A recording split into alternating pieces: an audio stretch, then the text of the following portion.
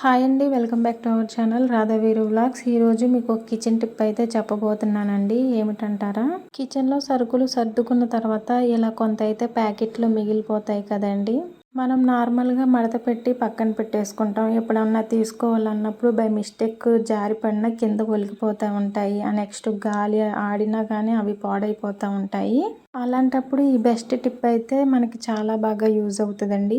నేను వీడియోలో చూపిస్తున్న విధంగా ఇలా కార్నర్స్ రెండు అయితే మడత పెట్టుకోవాలి. మడత పెట్టుకున్న తర్వాత పైన కూడా అటు సైడ్ తిప్పే మడత పెట్టుకోవాలి. నెక్స్ట్ చివర ఉన్న ఎడ్జెస్ని మన వైపు అయితే తిప్పుకొని ఫోల్డ్ చేసుకోవాలండి.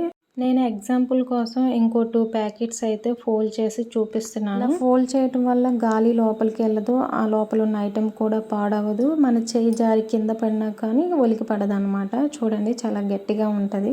వీడియో మీకు ఎలా అనిపించిందో కామెంట్ సెక్షన్లో కామెంట్ చేయండి. వీడియో నచ్చితే లైక్ చేయండి, అలాగే మన ఛానల్ని సబ్స్క్రైబ్ చేసుకోండి.